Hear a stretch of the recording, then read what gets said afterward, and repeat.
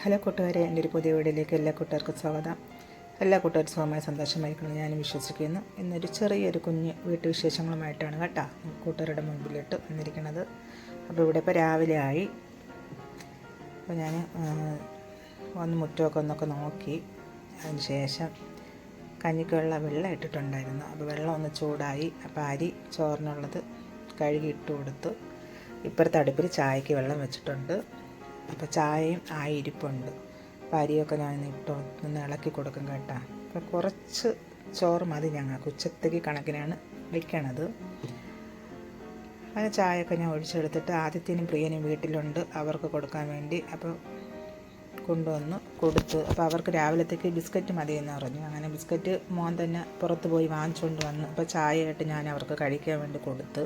എന്നിട്ട് ഞാൻ കുറച്ച് നേരം അവരുടെ അടുത്ത് ഇരുന്നതിന് ശേഷം നമ്മുടെ ചോറിന് ഉച്ചത്തേക്ക് ഒരു കറി വേണമല്ലോ. അപ്പം പച്ചക്കറിയൊന്നും ഇവിടെ ഇരിപ്പില്ല. അപ്പം ഞാനൊന്ന് മുരിങ്ങയില എടുത്ത് തോരൻ വയ്ക്കാമെന്ന് വിചാരിച്ച് അങ്ങനെ പോയി നമ്മുടെ മുരിങ്ങ മരത്തിൽ നിന്ന് ആവശ്യത്തിനുള്ള മുരിങ്ങ കമ്പോടെ തന്നെ ഒടിച്ചെടുത്ത് കേട്ടോ. നല്ല ഫ്രഷ് ഇലയായിരുന്നു കേട്ടോ, പുഴുവൊന്നും ഇല്ലാത്ത നല്ല ഇലയായിരുന്നു. ഞാൻ ആവശ്യത്തിന് എടുത്ത് ഇനി ഇതൊന്ന് ഇറുത്തെടുക്കണം. അപ്പം എടുത്തുകൊണ്ട് ഞാൻ നമ്മുടെ അകത്ത് വന്നപ്പോൾ കണ്ടതെന്ന് പറഞ്ഞു കഴിഞ്ഞാൽ അരി ഇട്ട ചോറുണ്ടല്ലോ, അരി ഒന്ന് നല്ല ഇതായി. അപ്പം വേറൊരു പാത്രത്തിലാക്കണം. അപ്പോൾ ഞാനതൊരു കലത്തിലോട്ടാക്കി മാറ്റിയതിന് ശേഷം നമ്മളുടെ മുരിങ്ങയിലയൊക്കെ ഞാനൊന്ന് വൃത്തിയാക്കി എടുത്ത് സിമ്പിളല്ലേ, എളുപ്പം നമുക്കൊരു തോരൻ ഉണ്ടാക്കാൻ പറ്റും. ഞാൻ മുരിങ്ങയിലൊക്കെ വൃത്തിയാക്കി മാറ്റി വെച്ചതിന് ശേഷം അതിൻ്റെ പുറമൊക്കെ ഒന്ന് ഞാൻ വൃത്തിയാക്കി. കാരണം വൃത്തിയാക്കി ഇട്ട് കഴിഞ്ഞാൽ നമുക്ക് ജോലി കുറയും. അതൊക്കെ ഒന്ന് വൃത്തിയാക്കി എടുത്തതിന് ശേഷം 2 മാങ്ങ ഇരിപ്പുണ്ടായിരുന്നു കേട്ടോ. അപ്പോൾ ഞാൻ ആ മാങ്ങയൊക്കെ എടുത്ത് ഒരു മാങ്ങ ചമ്മന്തി വെക്കണമെന്നുണ്ട് എന്ന് ആലോചനയുണ്ട്. അപ്പോൾ അതിന് മുമ്പ് വൃത്തിയാക്കി വെച്ചിരുന്ന നമ്മുടെ മുരിങ്ങയില ഒന്ന് വെള്ളം ഒഴിച്ചൊന്ന് ഞാൻ നന്നായിട്ട് കഴുകി വേറൊരു പാത്രത്തിലേക്ക് അത് മാറ്റി അങ്ങ് വയ്ക്കും. അപ്പോൾ നമ്മുടെ അരപ്പൊക്കെ ആവുന്ന സമയത്ത് നമുക്ക് പെട്ടെന്നത് ഇട്ട് നമുക്ക് ആക്കിയെടുക്കാം.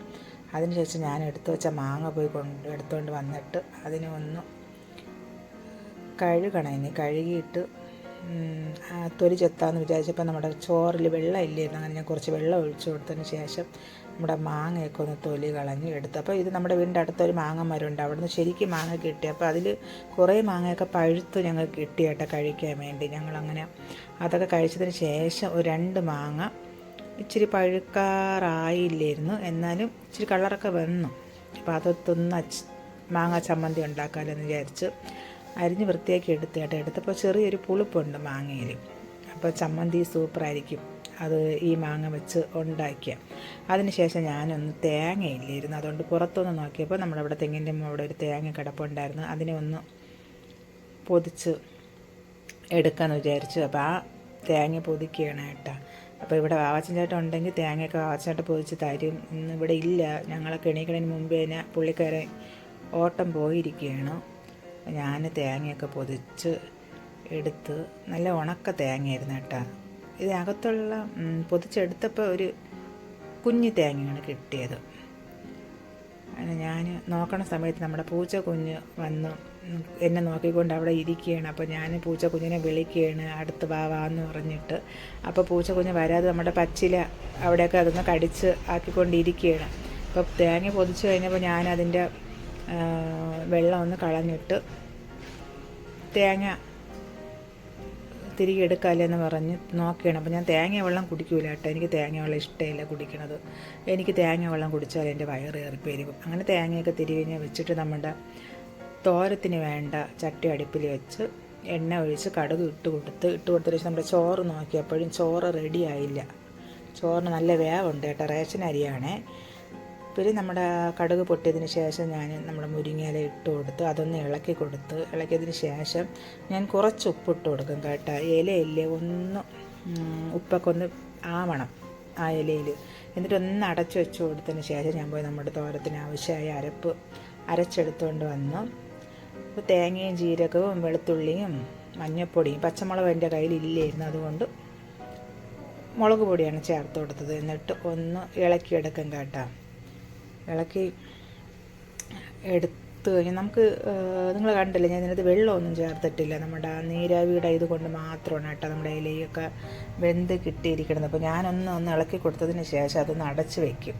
അടച്ചു വെച്ചതിന് ശേഷം നമ്മുടെ മാങ്ങ ചമ്മന്തി അരയ്ക്കാമെന്ന് വിചാരിച്ചിട്ട് ആ ജാറിൽ തന്നെ, ജാറ് കഴുകിയൊന്നുമില്ല, അതിനകത്ത് തേങ്ങ ഇട്ട് കൊടുത്ത് ആവശ്യത്തിനുള്ള മാങ്ങ ഇട്ട് കൊടുത്ത് ബാക്കി ഇരിപ്പുണ്ട് മാറ്റി വെച്ചിട്ടുണ്ട്. ഞാൻ വറ്റൽമുളകും ചെറിയ ഉള്ളിയും ഉപ്പും ജീരകവും കൂടെ ചേർത്ത് ഒന്ന് അരച്ചെടുത്തുകൊണ്ട് വന്നതിന് ശേഷം ഇനി നമുക്കത് ജാറിൽ നിന്ന് മാറ്റി ഒന്ന് ഉണ്ട പിടിച്ച് എടുക്കണം. അപ്പം ഞാനൊന്ന് ഉണ്ടയൊക്കെ പിടിച്ച് എടുത്തേട്ടാം.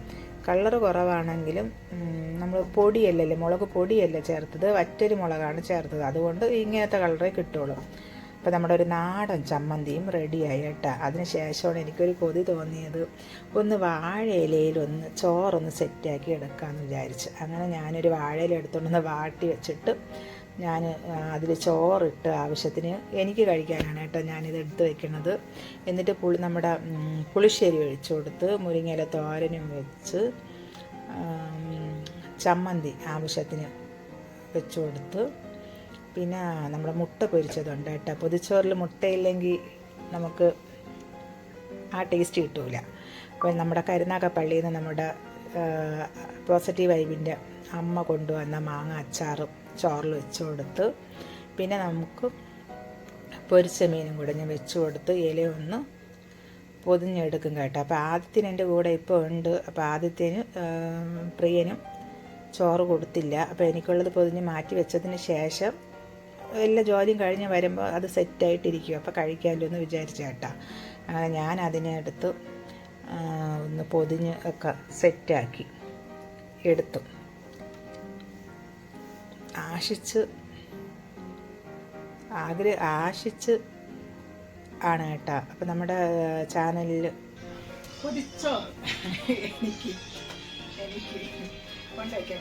ഒരു പൊതിച്ചോറിൻ്റെ വീഡിയോ ഇടണമെന്ന് പറഞ്ഞു. അപ്പോൾ ഇങ്ങനെ ഒരു നാടൻ പൊതിച്ചോറും കൂടെ ഞാൻ സെറ്റ് ചെയ്ത് അവിടെ വെച്ചു. അപ്പോൾ ഇനി പാത്രങ്ങളെല്ലാം ഒതുക്കാറുണ്ട്. അപ്പോൾ അതൊക്കെ ഒന്ന് കഴുകി വൃത്തിയാക്കണം.